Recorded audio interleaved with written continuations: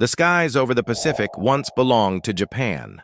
For years, the Zero fighter was a symbol of dominance, fast, agile, and seemingly unbeatable. Allied pilots feared it, and Japanese aviators believed nothing could touch it. But then, November 18th, 1942. Over the blood-soaked island of Guadalcanal, something strange appeared in the sky. A twin-tailed silhouette unlike anything Japanese pilots had ever faced. At first, they dismissed it. Too heavy, too clumsy, they thought. And then it climbed, higher, faster, beyond the reach of the mighty Zero. In that moment, one truth became painfully clear. The age of Japanese air superiority was ending. What followed was not just the clash of two aircraft, but the collision of two worlds. Tradition versus technology, spirit versus industry, and the outcome would change the course of the Pacific War forever. If you're fascinated by hidden stories of World War II aviation and the battles that redefined history, you're in the right place. Hit that like button to support the channel, subscribe so you don't miss future deep dives, and share this video with anyone who loves history told through the human lens. Now, let's step into the cockpit and relive the shock of the P-38 Lightning. The Pacific sky in 1941 was a stage for a single star, the Mitsubishi A6M Zero. Sleek, light, and devastatingly agile, it carried Japan's ambitions across oceans and made enemies tremble at its sight. From the very first encounters, the Zero was not just another aircraft, it was a revelation. Allied pilots quickly discovered that the usual tactics, the familiar maneuvers, meant nothing against this extraordinary machine. It could outclimb, outturn, and outrange nearly everything that dared to meet it. Its 332-mile-per-hour speed and astonishing range meant Japan could project air power across vast stretches of the Pacific without compromise. When Pearl Harbor erupted in fire and smoke, Zeros led the attack, sweeping aside defenders with unnerving ease. They seemed almost supernatural, dancing through the skies while American fighters struggled to respond, outmatched and overwhelmed. Singapore, Java, Burma, everywhere the Zero appeared, Allied forces collapsed in shock. Outdated fighters like the Brewster Buffalo and P-40 Warhawk were torn from the skies. Pilots who survived their first encounters often described the Zero with awe. One of its secrets lay in ruthless design choices. Engineers stripped away armor and self-sealing fuel tanks to keep the aircraft feather-light. This made it fragile, but in combat, fragility hardly mattered if the opponent was already dead. For Japanese pilots, it was intoxicating. The Zero's ability to turn inside any opponent reinforced their warrior spirit. Dogfighting became almost ceremonial, as if skill and machine had fused into one unstoppable force. Petty Officer First Class Saburo Sakai, one of Japan's most celebrated aces, embodied this confidence. By mid-1942, his kill tally soared, and like his comrades, he believed the Zero was untouchable, a gift of destiny. The psychology of dominance was as powerful as the Zero itself. Japanese pilots expected victory before the first shots were fired. Allied pilots, by contrast, often felt doomed the moment a Zero appeared overhead. This imbalance shaped the opening months of the war. While ground forces fought bitter battles island by island, the skies became stages for swift, decisive duels that almost always ended in Japan's favor. The Zero's aura spread beyond tactics. It became a symbol of Japan's empire, proof that their engineers and warriors had surpassed the West. Newspapers hailed it, and pilots carried themselves with the swagger of invincibility. Even intelligence reports underestimated the threat. Before Pearl Harbor, many believed Japanese technology lagged far behind. The Zero shattered those illusions in a single stroke, rewriting Allied assumptions about what Japan was capable of. Allied pilots scrambled to find weaknesses, but few emerged in those first months. Attempts to turn with the Zero proved suicidal. Diving escapes sometimes worked, but only if the pilot acted before the Zero closed in. The longer the war dragged on, the more devastating the psychological edge became. Entire squadrons dreaded encounters, knowing skill alone wouldn't save them. Morale sagged under the weight of constant defeats in the air. The brilliance of the Zero wasn't purely mechanical. It was cultural. It reflected Japan's doctrine: sacrifice weight and protection for agility and reach. It embodied the samurai spirit, transferring swordsmanship into aerial combat. Yet, even as Japanese pilots celebrated, the seeds of downfall were hidden within this brilliance. By prioritizing maneuverability above all else, the Zero was already vulnerable to a different kind of war America was preparing to fight. For the moment, though, in 1941 and early 1942, it reigned supreme. To the men who faced it, the Zero was not just an airplane. It was a predator, and the sky itself was its hunting ground. The reign of the Zero would not last forever, but in those early blood-soaked months, it seemed as if nothing could challenge it. That illusion, however, was about to meet the twin-tailed Lightning, the Lockheed P-38. Lightning was unlike anything the world had seen. With its twin booms, central nacelle, and unusual profile, it looked more like a futuristic experiment than a frontline fighter destined for war. In 1937, the U.S. Army Air Corps issued a bold request: design a high-altitude interceptor capable of reaching 360 miles per hour and climbing to 20,000 feet in just 6 minutes. Ambitious didn't begin to describe it. Enter Clarence Kelly Johnson, a young Lockheed engineer already gaining a reputation as a visionary. He and his team sketched something radical: a twin-engine design with turbo superchargers, heavy nose-mounted firepower, and extraordinary range. Skeptics abounded. Traditionalists scoffed at the ungainly shape, calling it too heavy, too complicated. Yet Johnson insisted this wasn't an experiment in aesthetics.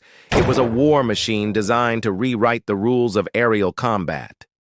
By 1939, the prototype XP-38 had already proven itself capable of astonishing speed, clocking over 400 miles per hour during test flights. For a fighter aircraft, that kind of performance bordered on science fiction. Still, early tests revealed flaws. Cooling problems, handling quirks, and dangerous compressibility dives threatened to tarnish the project. Pilots had to wrestle with the aircraft in ways single-engine flyers never imagined. But the potential was undeniable. The Lightning's most unusual trait was its firepower. Instead of wing-mounted guns, it carried 450 caliber machine guns and a 20mm cannon in the nose. Every bullet streamed straight ahead, eliminating convergence problems that plagued rivals. Engineers also packed in astonishing range. With drop tanks, the Lightning could fly nearly 1,600 miles, long enough to escort bombers across vast oceans or strike targets deep in enemy territory. Few fighters could match that reach. For America, staring down a war in both Europe and the Pacific, this mattered. The United States needed machines capable of crossing oceans, not just defending airfields. The Lightning promised exactly that kind of flexibility. When the first operational P-38s arrived, pilots were stunned. They had trained on P-40s and P-39s, sturdy but limited fighters. The Lightning felt like stepping into a new era, a leap from muscle cars to jet-age rockets. American doctrine quickly shifted. Pilots were taught never to turn with enemy fighters, but to use altitude, speed, and firepower. The Lightning could dive, climb, and dictate the fight, qualities that played to American strengths. Early combat in Europe, however, was rough. Cold cockpits, mechanical issues, and steep learning curves humbled crews. German pilots even dismissed the P-38 at first. But in the Pacific, where range was life, the Lightning would shine. As pilots transitioned, they learned valuable lessons. Never enter a low-speed turning duel with a Zero.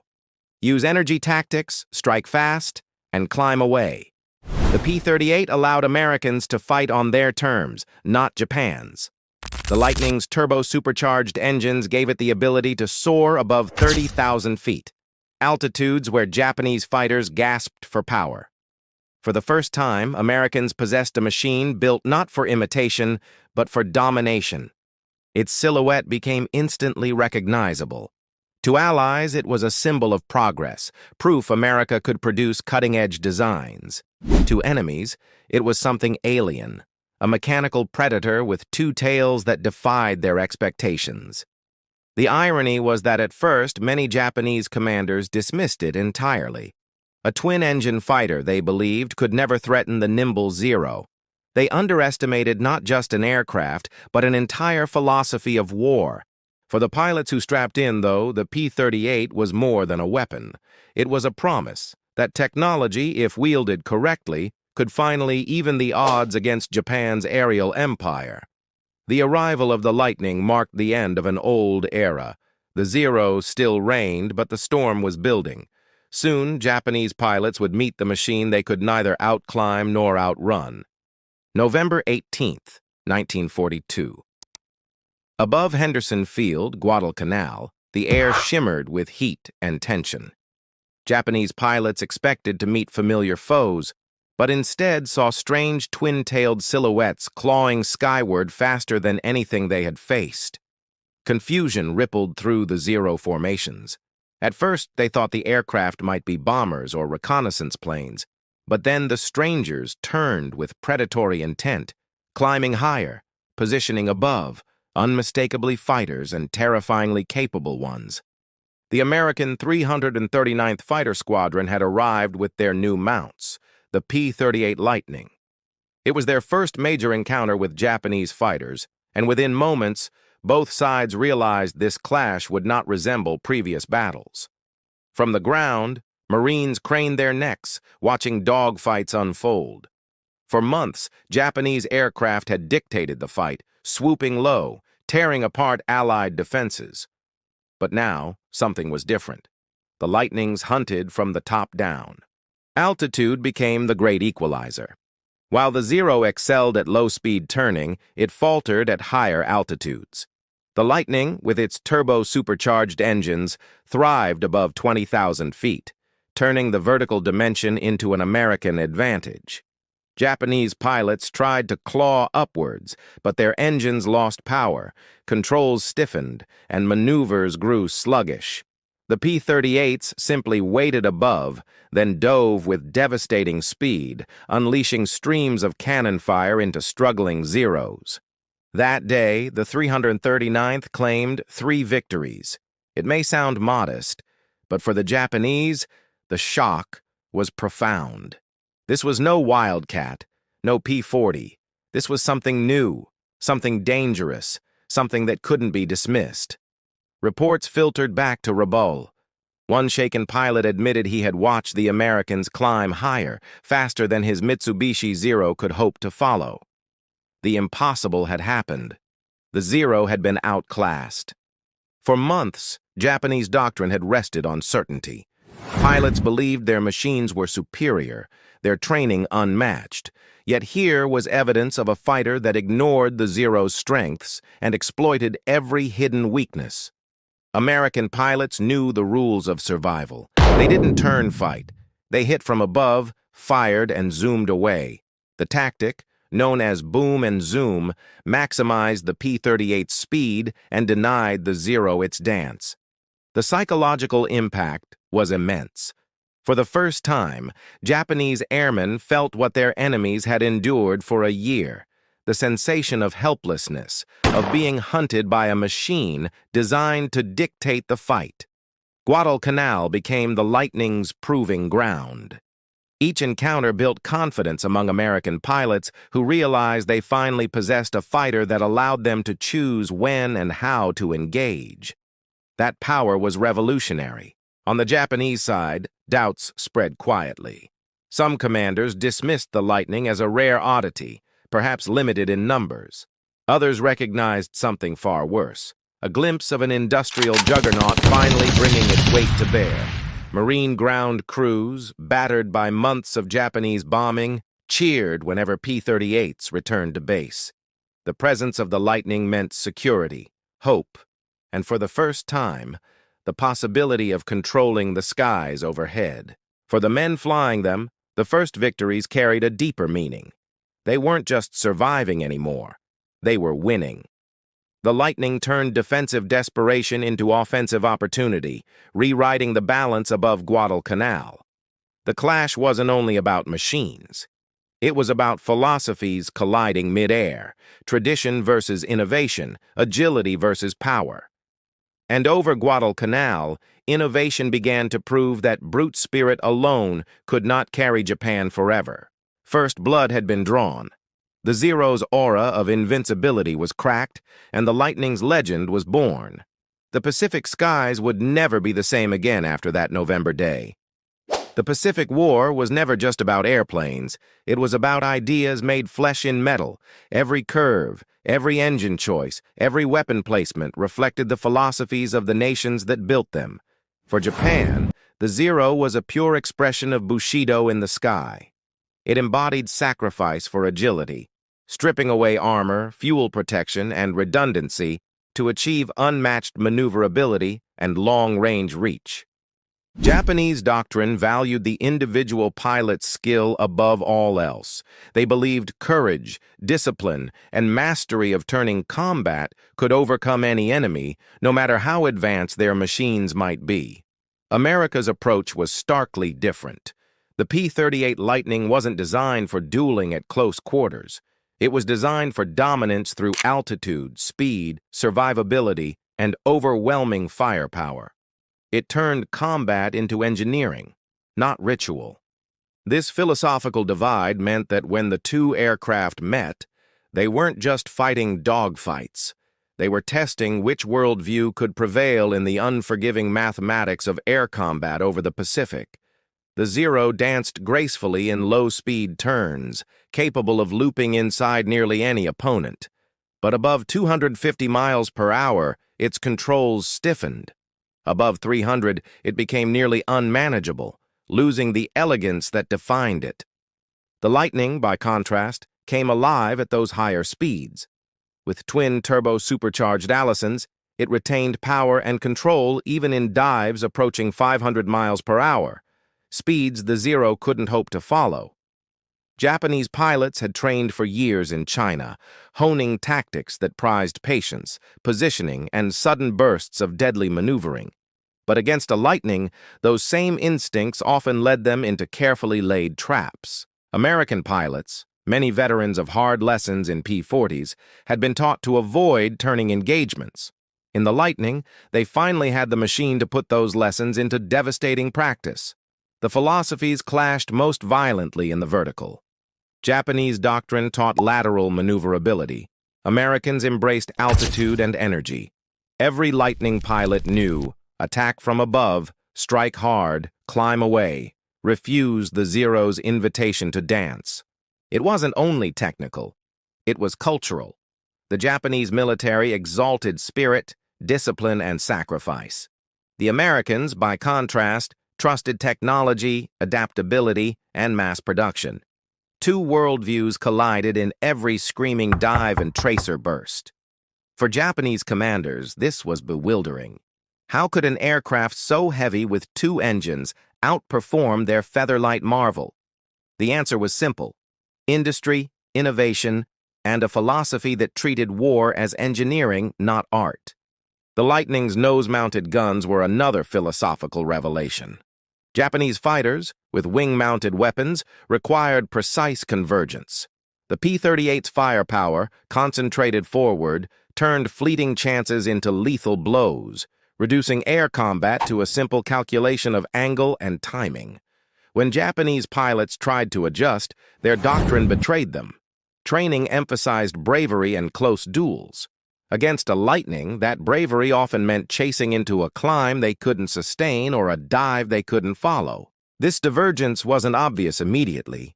In the early encounters, some Japanese squadrons still scored victories. But as Americans gained confidence, the cracks in Japan's philosophy widened, exposing weaknesses long hidden beneath a veil of arrogance. To the men in the cockpits, it felt personal. Japanese pilots thought Americans lacked the spirit to fight. Americans believed Japanese pilots refused to adapt. Each saw the other as stubborn, blind, or reckless. But history was clear. The Lightning's philosophy, built on altitude, firepower, and survivability, was more than tactics.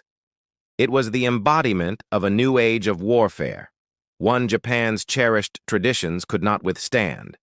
The clash of philosophies echoed far beyond the dogfights. It foreshadowed the broader war itself, a contest between tradition and modernity, courage and technology, spirit and industry. And in the skies, modernity was winning. On April 18, 1943, a squadron of P-38 Lightnings lifted off from Guadalcanal. Their mission was extraordinary: intercept and assassinate Admiral Isoroku Yamamoto, the mastermind of Pearl Harbor, traveling deep within Japanese-controlled territory. The mission required a flight of more than 400 miles over open ocean, a distance no other Allied fighter could attempt. Only the P-38 Lightning, with its long range and reliability, made the operation possible. American intelligence had cracked Japanese codes, revealing Yamamoto's exact flight plan. The precision of the intercept depended not on chance, but on mathematics, exact timing, altitude, and fuel calculations that demanded perfection. Major John Mitchell led 16 Lightnings, each stripped for maximum range. Flying just 50 feet above the waves to avoid radar detection, the squadron skimmed silently across the Pacific, engines humming like predators on the hunt. Hours passed in tense silence. Pilots clutched their throttles, scanning the horizon. They knew the stakes: kill Yamamoto and cripple Japanese morale, fail and risk losing precious aircraft and elite pilots in enemy territory. Finally, spotters glimpsed silhouettes descending toward Bougainville. Two Mitsubishi G4M Betty bombers, Yamamoto's transport, escorted by 6 Zero fighters. The trap had been set. The Lightnings climbed, invisible until the last possible moment. The first dive was lightning itself. P-38s roared down, guns blazing. One Betty erupted in smoke and flame, crashing into the jungle below. Yamamoto's plane had been struck, engines tearing apart under the storm of fire. Admiral Yamamoto, seat-belted inside, had no chance. The wreckage scattered across the dense jungle, his death confirmed by Japanese forces hours later. For Japan, it was a staggering loss, almost unthinkable in its symbolism. The escorting Zeros scrambled to respond, but the Lightnings struck fast, then climbed away, exploiting their speed advantage. The Americans lost one aircraft in the melee but inflicted devastating psychological damage far greater than the numbers. For the Japanese Navy, Yamamoto was more than a commander. He was a legend, the architect of victories, the cautious strategist who had warned against war but nonetheless inspired faith in Japan's fighting spirit. His death, delivered with such surgical precision, sent shockwaves through Japanese ranks. If even Yamamoto could be hunted from the skies, what hope remained for their airmen, their doctrine, their belief in destiny? American pilots returned to Guadalcanal, shaken but victorious. They had flown farther, struck harder, and returned with proof that the Lightning was not just an aircraft. It was a scalpel of strategy. Operation Vengeance became more than an assassination. It was a statement. The United States could now reach deep into enemy territory, strike at will, and shatter even the most carefully guarded Japanese operations. The mission revealed the marriage of intelligence and technology. Without code-breaking, the plan was impossible. Without the P-38's range and altitude performance, the attack was suicide. Together, they demonstrated modern warfare at its cold, calculating best. Japanese pilots who witnessed the attack were stunned. They reported the Lightnings had appeared from nowhere, struck with ruthless precision, and vanished before the Zeros could properly engage. The psychological wound was deeper than the physical loss. For Japan's high command, the message was brutal. Their enemies could intercept, assassinate, and outfly them. The war had shifted. The initiative, once firmly theirs, now belonged to American pilots and planners. The death of Yamamoto marked a turning point. It was proof that no commander, no fleet, no doctrine was safe from the reach of the Lightning. The twin-tailed devil had become a strategic weapon. Operation Vengeance was not just history's most famous interception. It was the moment the Pacific skies shifted irreversibly. For Japan, it was grief and humiliation. For America, it was confidence, delivered at 400 miles per hour. The Mitsubishi Zero was born from tradition.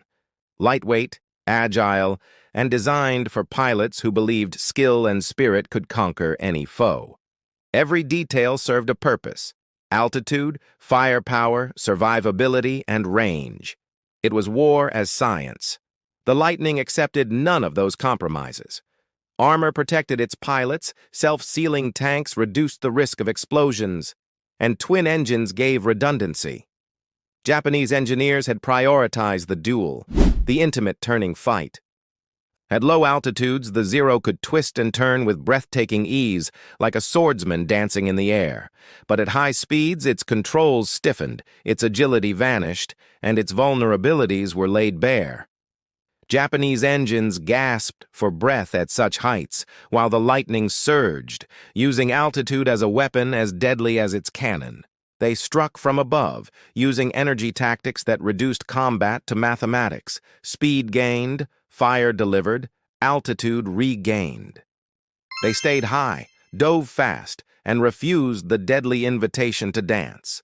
The Lightning's nose-mounted arsenal delivered devastating streams of concentrated fire, removing the need for delicate convergence calculations mid-battle. To Japanese eyes, this seemed dishonorable, even crude. Maintenance revealed another contrast. The Lightning demanded technical expertise, specialized crews, and industrial logistics. As the war dragged on, Japan's reliance on tradition became a liability. Even the training systems reflected philosophy. Japanese recruits were rushed through shortened programs, expected to rely on spirit and instinct. American pilots received hundreds of hours, simulated combat, and tactical education grounded in data and analysis. Tradition, however noble, collapsed when measured against technology's relentless evolution. The Lightning embodied the future, a machine built not for duels of honor, but for industrialized combat on a global scale. Each dogfight wasn't just a battle between pilots, it was a verdict on two worldviews. The clash between the Zero and the Lightning was more than an engineering contest. The Zero had reigned supreme, victories piled high, and confidence seemed unshakable. Letters home reveal the unease. The certainty of victory, once the foundation of Japanese doctrine, cracked under relentless Lightning assaults. Such confessions carried devastating weight within the fighter community. Where once commanders urged aggressive attack, new orders emphasized caution. For pilots raised on Bushido, this was disorienting. To avoid combat felt dishonorable, even cowardly. Yet survival demanded pragmatism. The loss of veteran aviators worsened morale. Japan's finest were being whittled away, replaced by undertrained recruits with barely 200 hours of flight experience. Attrition became personal. Squadrons lost comrades daily. Familiar call signs went silent mid-battle. The cockpit became a lonely place, haunted by inevitability. The morale gap widened. One side believed in survival, the other in sacrifice. Their engines were quieter, their dives faster, their firepower devastating.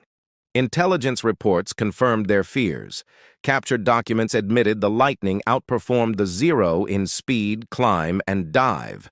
Orders circulated: avoid combat unless with overwhelming numerical superiority. It was a quiet surrender of psychological dominance. They watched returning aircraft riddled with holes, pilots shaken, victories fewer. They described endless nights of anxiety, dreams of fire, the suffocating dread of facing an enemy that could not be matched.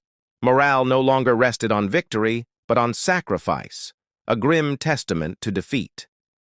By 1944, the transformation was undeniable. Japanese pilots no longer soared into battle with confidence.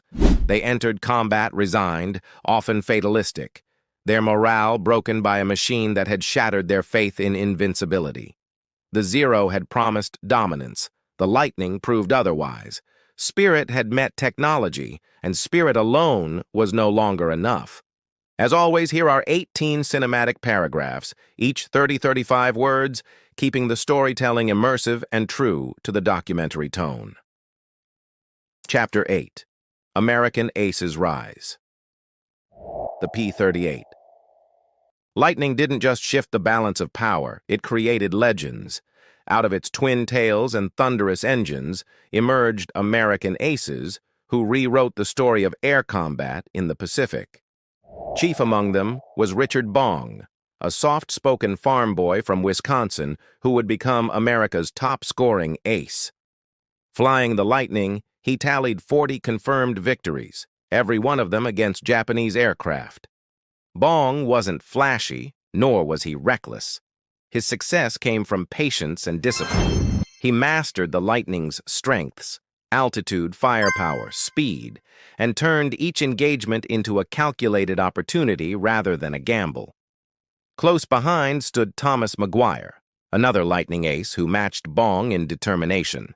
With 38 confirmed kills, mcguire's name became synonymous with courage and precision, a rival and friend in the deadly competition of aerial mastery. Their stories inspired squadrons across the Pacific. Young pilots looked to Bong and mcguire not as unreachable heroes, but as proof the Lightning could level the playing field, transforming fear of the Zero into confidence. These aces didn't fight alone. Dozens of Lightning pilots scored double-digit victories. Charles McDonald, Rex Barber, and Gerald Johnson carved their names into history, each duel adding to the growing reputation of the P-38 as unstoppable. The Lightning rewarded discipline. Pilots who resisted the temptation to dogfight, who instead embraced boom and zoom tactics, thrived. Those who treated combat as chess, not swordplay, found themselves living to fight another day. American training emphasized teamwork, mutual support, and tactical adaptation. While Japanese squadrons prized individual skill, Lightning aces operated as cohesive units. Their victories often came from coordination, not lone duels, a reflection of industrial-age warfare. Bong himself admitted many of his victories came not from daring maneuvers, but from seizing advantages the Lightning created. He chose when to fight, struck fast, and disengaged before the Zero could retaliate. This philosophy produced staggering results. By the end of the war, Lightning pilots had destroyed over 1,800 Japanese aircraft. Each kill didn't just reduce numbers, it removed precious experience Japan could never replace. For Japanese aces, the rise of Lightning legends was demoralizing. Men like Saburo Sakai watched as American scores climbed rapidly, eclipsing totals that had taken years of grueling combat to achieve. The psychological blow was severe. The Americans celebrated their aces openly. Newspapers back home published their photographs, families received letters of triumph, and communities rallied behind their sons. Morale surged with every headline of Bong or mcguire's latest victory. In Japan, by contrast, victories were cloaked in secrecy. Pilots were honored, yes, but their losses mounted too quickly to mask the truth. Aces fell faster than they could be replaced, their names fading into silence. The Lightning became a platform for heroism. Its range allowed aces to fight across the Pacific, from Guadalcanal to New Guinea to the Philippines. Every campaign offered new opportunities to cement reputations in fire and steel. Yet these men carried burdens. Bong, despite his fame, grew weary of combat. The weight of killing, of surviving while friends perished, wore heavily on him. His legend was built on both triumph and tragedy. mcguire, too, met a tragic end, killed in 1945 while attempting to save a wingman during combat. His death was a reminder that even the most skilled were never safe in the unforgiving skies. It showed how technology, training, and discipline could create warriors capable of surpassing even Japan's finest, proof the tide had turned irreversibly in the Pacific. Through their victories, Bong, mcguire, and countless others became the human faces of the Lightning's legacy.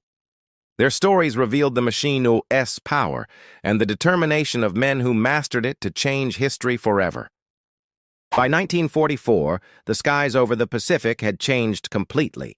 Once ruled by the nimble Zero, they now belonged to American fighters like the P-38 Lightning, F-6F Hellcat, and P-51 Mustang.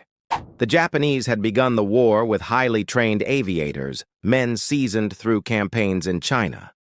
But attrition had been merciless. Experienced pilots were dying faster than Japan could replace them, leaving green recruits in fragile machines. Training programs shortened drastically. Where once pilots had years of preparation, by 1944 many received only a few months and less than 200 flight hours.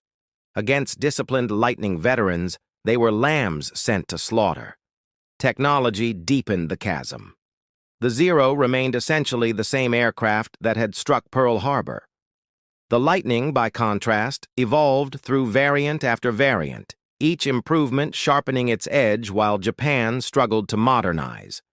Even new Japanese designs, like the Ki-84 or Ki-61, arrived too late and in too few numbers. Production bottlenecks, fuel shortages, and quality declines ensured they could never reverse America's growing dominance. For the average Japanese pilot, the war in the air became a nightmare.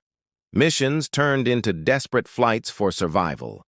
The certainty of superiority was gone, replaced by dread every time the twin-tailed silhouettes appeared. The shift was most apparent in large-scale battles. American fighters swept formations from the skies with lopsided kill ratios. What had once been even duels turned into massacres, with entire Japanese squadrons destroyed for minimal Allied losses. Morale collapsed. Intelligence reports urged caution, even avoidance of Lightning engagements. To a culture raised on Bushido ideals, such instructions were humiliating. Pilots trained to fight with honor were told survival mattered more than courage. The Lightning's range ensured nowhere was safe. It escorted bombers deep into Japanese territory, stripping away any illusion of sanctuary. Even home skies, once untouchable, now echoed with the roar of American engines. By the time of the Mariana Campaign, Japanese aviation was a shadow of its former self. Pilots were undertrained, aircraft outdated, and tactics stale. Against the Lightning's precision, their fate was already sealed. The psychological collapse spread beyond squadrons. Commanders privately admitted air superiority was lost. Admiral Jisaburo Ozawa famously remarked that his pilots could barely land on carriers, much less fight advanced American fighters in sustained combat. Desperation bred new strategies. Kamikaze attacks emerged not from strength, but from weakness, an admission that Japan could no longer contest the skies conventionally. The Lightning had helped drive them to that brink. Each P-38 victory removed more than an aircraft. It erased irreplaceable experience. Japan could build machines, but it could not rebuild the men who once carried their empire's air power with skill and confidence. American pilots sensed the shift. Where once they had feared the Zero, they now entered battle with growing certainty. The hunter and hunted had changed places, and the Pacific skies told the story clearly. By early 1945, Japanese squadrons spoke less of victory than of survival.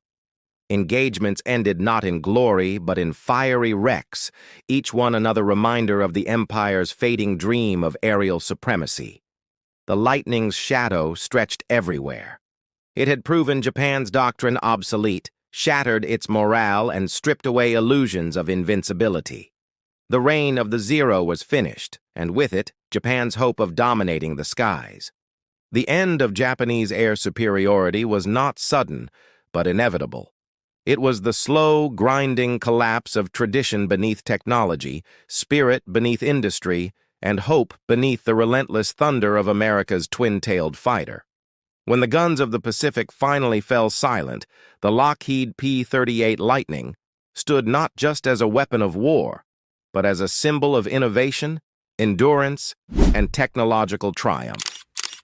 It had destroyed more Japanese aircraft than any other Army Air Force fighter in the theater. Its aces, from Richard Bong to Thomas mcguire, embodied the machine's lethal efficiency and America's rising dominance. But the Lightning's legacy went far beyond kill counts. It represented a new philosophy of warfare, one where industrial might, technological innovation, and systemic improvement outmatched tradition, courage, and even the most skilled individual pilots. The Japanese Zero, once feared and revered, symbolized the old way of fighting. The Lightning, by contrast, foreshadowed the future, war waged with precision, altitude, and science rather than reliance on personal duels of honor. Post-war interviews with Japanese pilots revealed the depth of their shock. Many admitted they had never imagined an aircraft could outrun, outclimb, and outdive the Zero. Facing the Lightning had been like meeting the future. Saburo Sakai, Japan's most famous surviving ace, summed it best. He said the Lightning had not only destroyed Zero morale, but shattered the very belief that courage alone could determine victory in modern aerial combat. The Lightning's influence extended into Cold War designs. Twin-engine interceptors, advanced turbo superchargers, and nose-mounted firepower reflected lessons learned from the P-38. Its silhouette haunted design boards long after the war had ended. It also revolutionized reconnaissance. Stripped of guns, the F-5 Lightning variant mapped vast stretches of the Pacific, gathering intelligence that shaped campaigns. Over 90% of aerial photography in the theater came from Lightnings. Even in this role, it humiliated the Zero. Japanese fighters scrambled to intercept, but failed to reach its altitude. The Lightning photographed Japan's defeat with impunity, chronicling the slow collapse of an empire. Back home, its legacy was equally profound. Communities celebrated returning aces, children collected Lightning models, and its image became iconic, the twin-tailed silhouette etched into the memory of an entire generation. For the men who flew it, the Lightning was more than machinery. Pilots described it as a partner, a guardian, even a savior that brought them home from missions where lesser aircraft might have failed. The Zero and the Lightning together told a larger story. One was a marvel of simplicity and tradition, the other a marvel of complexity and progress. Their clash reflected the shifting tide of an entire world. In Japan, the lesson was harsh, but lasting. After the war, many aviators became advocates for technological advancement, realizing spirit alone was not enough. This realization helped shape Japan's post-war embrace of innovation and industry. For the United States, the Lightning marked a declaration.